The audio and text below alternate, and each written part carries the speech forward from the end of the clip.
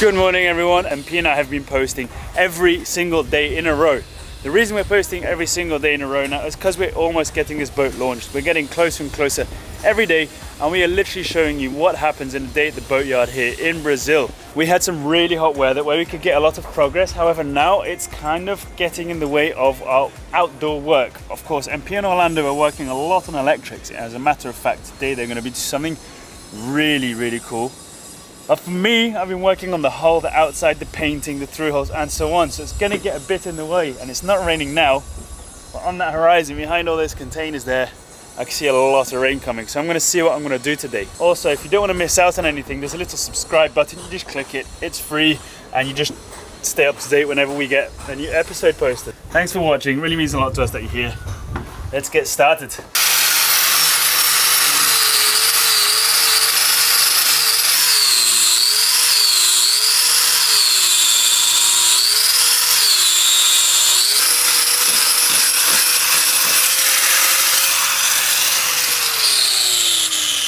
I think I have it done, but I don't know. The machine's not working anymore, so I don't know if the electricity went out or if my grinder broke. Now, one of the next steps is, you can see we've added lots of made it look kind of nice texture-wise, but we need to still make this all nice looks-wise and paint-wise. So we're gonna start. It is raining now, but it's dry under here. So Nico's putting some more fairing compound in some very small areas that will cure quite quickly. And we're going to have to wait for this rain to finish before we can actually paint it, unfortunately. But that's one thing we can't choose, and that is the weather. So I'm going to go and get these bilge pump thru-hulls, see if they're ready. I just got a message from the guy. I think that's something I can already kind of get ready. Just came back and look at these. The original end piece over here, focus there. The original end piece, the original thread, and just added on a little tube over here. So I've still got all the thread at the end here. Same as this one, a little piece TIG welded on. Super happy, thank you so much Alex for welding, and thank you so much Mateus and Paniel for getting this done. I just need an elbow joint and a hose connector, and then I can start figuring out how they go. But they're like behind the beam shelf, so it's going to be very tough. Not tough, it's just going to be a pain to get at. So I might have to cut some of those battens, and then, which is kind of good. So open the back of the backrest, cut some battens, and then put this in place, and then fasten the battens back on. First one I'm going to put in of the bilge pumps is this one here in the engine room. It's the lowest one, it's one of the biggest pumps as well. Now I'm going to have to put Sika, or sealant, caulking, and then push it in half. Then put the nut on, then put the elbow joint on, and then push it in the whole way, because the elbow joint won't do its first two spins because the beam shelf is in the way. Anyway, whatever, you'll see what I mean in a bit, but let's get this on.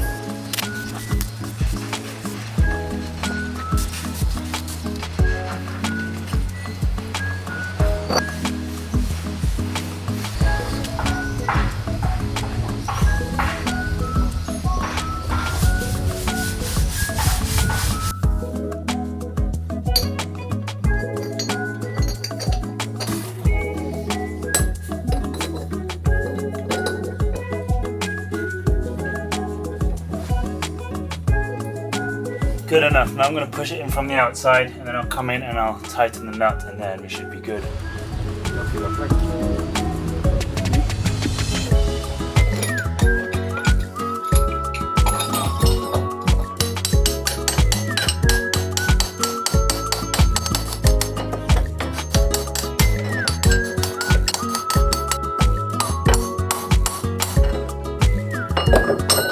You can see I have the thru-hull, the nut, and the elbow connector. Now I am going to let the Sika dry or cure, and then before I start tightening anything else, because I don't want that to start sliding.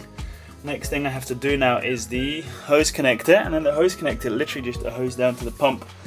And then we have our main bilge pump installed, which is practically the pump that's going to be pumping out all the water running backwards to the lowest point here under the engine. Let me show you. Over there.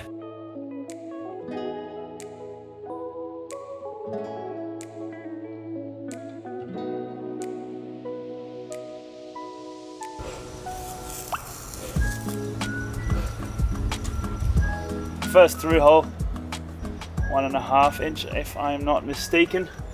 The rest is still drilled, but the other side it was drizzling, so it's a bit wet. And there are no more through holes on this side, except for the transducer through hole, which I think I might just do. And when we paint the anti-fouling, just put some tape over it. One through hole of ours that is right under the deck behind this cupboard, and you know, like, you can easily just try and crawl in there and work with tough angles and everything. So I'm just gonna dismount this now and put it all in the one next to it, put all the stuff that's there. Does seem like a bit of a waste of time, but it's gonna eventually save a lot of time, and I can guarantee that. I've learned my lesson.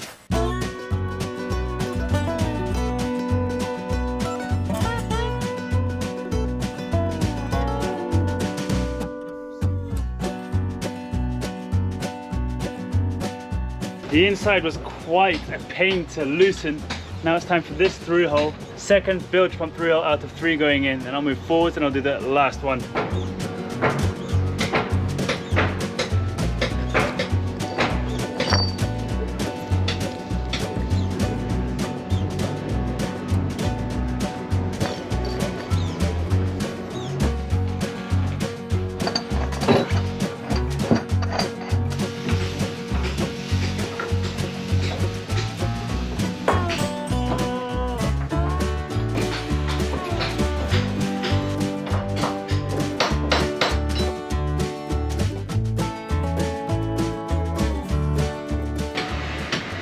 I'm getting good at this. That is mwah.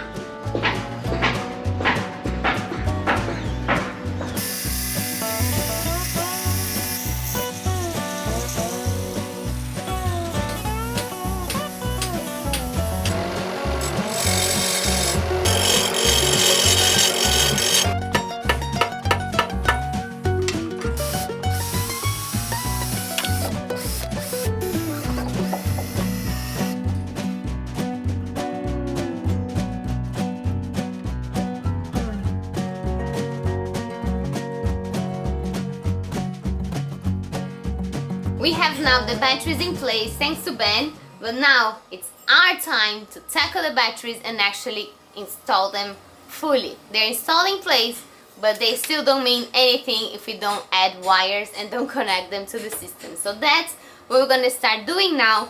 Of course, it's always thrilling to work with equipment like this. I'm very excited and maybe a little bit scared, like cold in my stomach, but maybe excited to see how this is gonna go. We have 4 batteries. Our idea is to connect 2 and 2 together, so we can have like a big 24-volt battery and another big 24-volt battery, so 2 and 2, and then from there bring to the system, to the smart shunt, to the positive bus bar, and so on. So we just need to get started. We have very thick wires to do the job. It's 120 millimeters and it's tin copper, so very high quality, because that's what our Battle Born batteries deserve. And then we're gonna see how this is gonna go.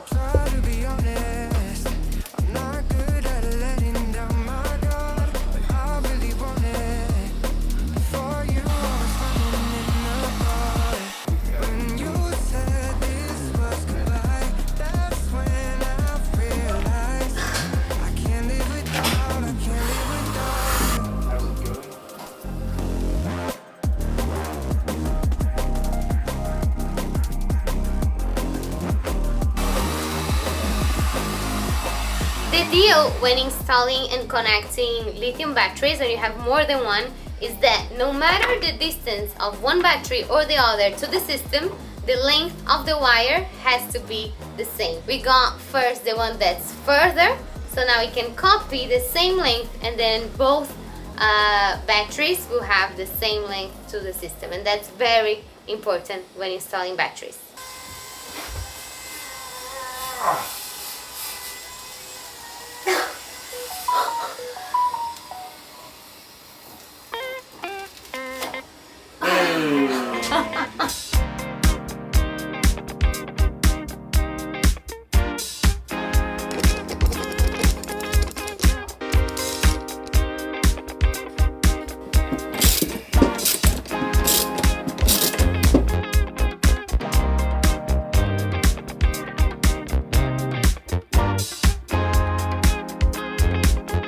just a bit tight because later we have to do it officially with the torque tool, but at least it's in place, and that was my first connection to the battery. Of course, very thrilling, but one of many, so let's keep going.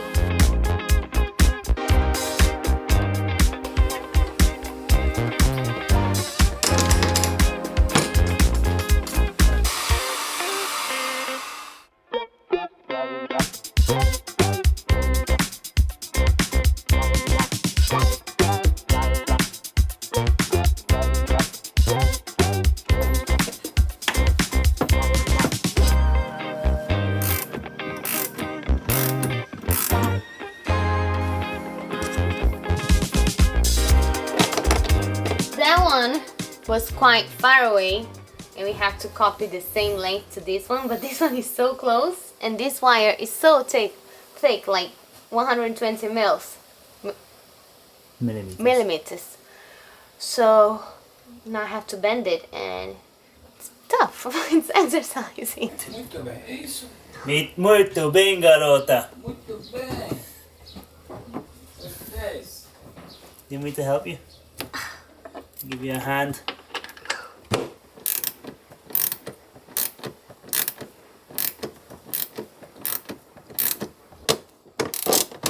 I need to torque it, don't you?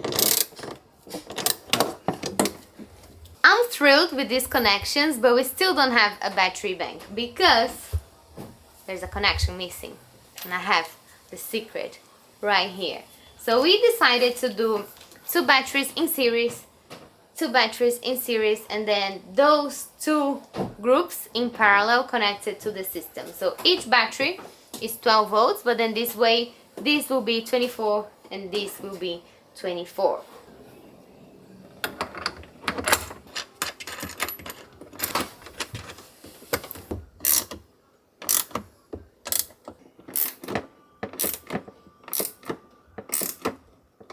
Now a very visual explanation of what I was trying to say before. So these 2 batteries here are connected in series, which means that this 12 and this 12 became 24.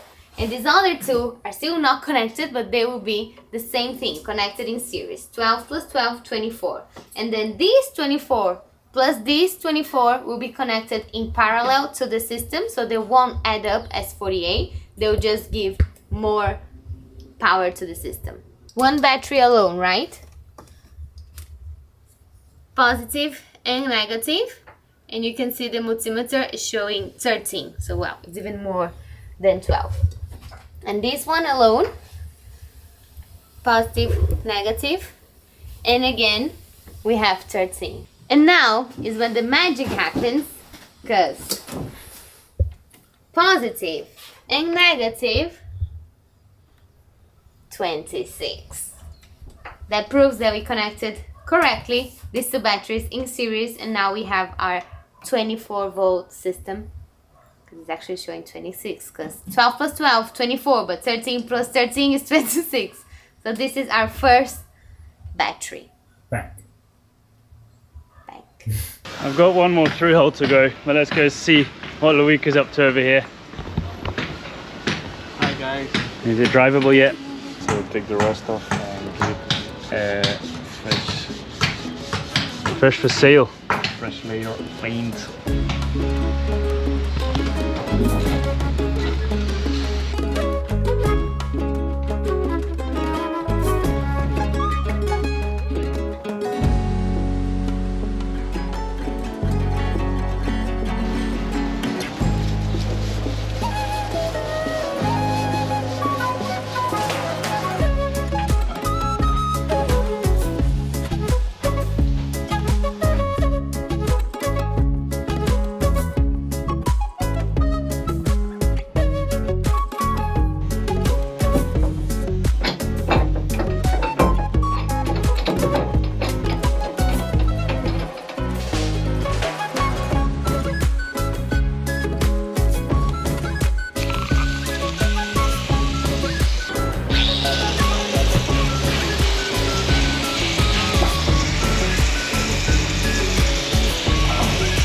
Even though we don't always work on the boat, some other stuff is always happening here.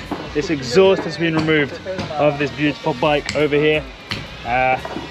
Just got painted with a high temperature black paint by Loïc.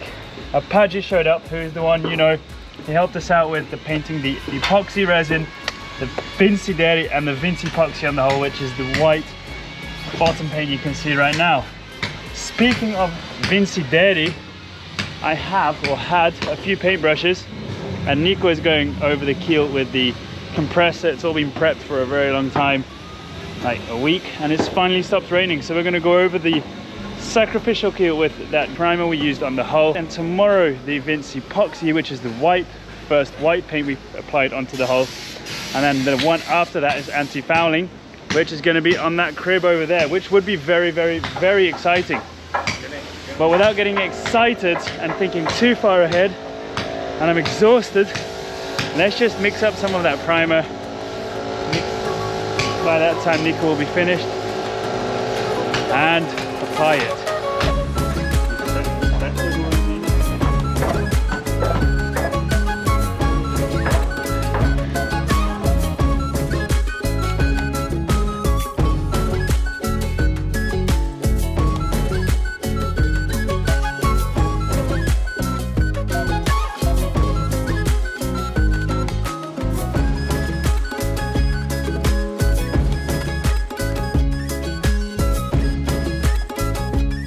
Nico and I finished our part on the keel down below, and we are so happy how quick that actually went. We managed to just put the first layer on in about, what, 10-15 minutes?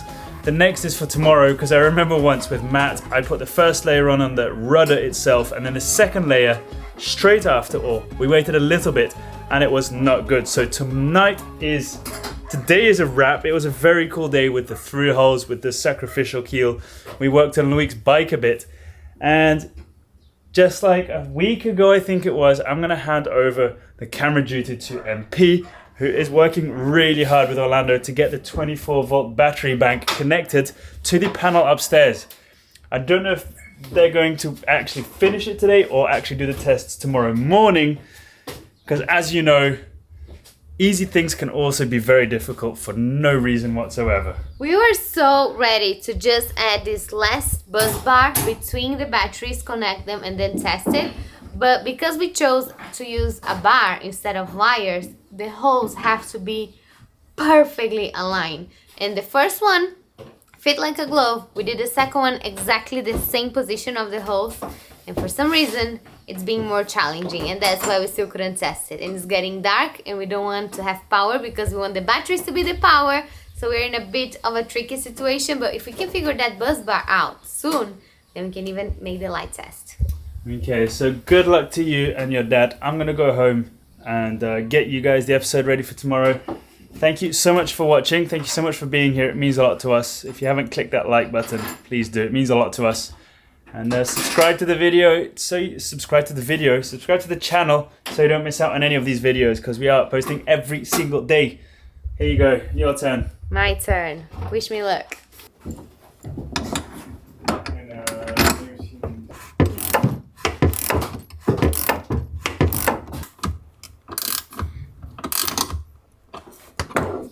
Okay, second bus bar is in. Now what I would like to do before I forget is the torque, so I'm sure that the batteries are connected with the right tightness. And then I believe the next step will be testing if the batteries are actually giving power for our 24-volt system, because you see now we are in the dark because we unplugged the transformer because we wanted to replace it with the batteries. So now we really need to make this work before we are in complete darkness.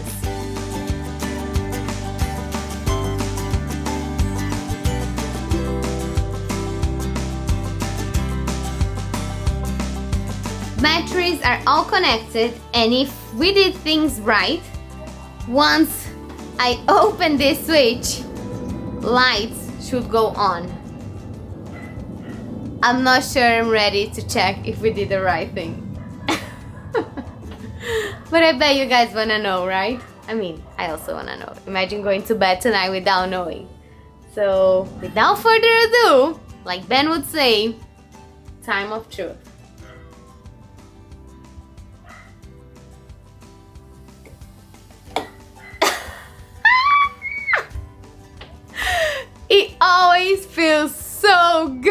when things work. Yes, we have light, as you can see. I was getting worried because we were working in the dark and it was getting darker, darker, darker. We made it on time. Now we have light. Of course, this is not the final thing. We still need to connect, well, many things. I am super happy with this. I'm gonna end this video with this victory, which I think is a huge milestone. But what I would like to do next is probably connect the multiplus so we can start charging the batteries already, because now we're not using shore power, we're using our own power bank. I cannot believe I'm saying that. This is so cool. Anyway, I would like to connect the multiplus so we can start using shore power, shipyard power, to charge the batteries through that. But this is just a little bit that we are spending of our batteries. It's not much, but I don't want to take long to do that. So that's probably the next step. And then here, of course, the smart shunt has to be connected so I can check the battery levels on my app on the phone, the Victron app. But anyway, I'm so happy. I hope you guys are happy with this victory too. And I think now I can say our batteries are born. I had to do that, come on. Anyway, see you tomorrow. Don't forget, same place, same time. I'm seeing you tomorrow. Bye.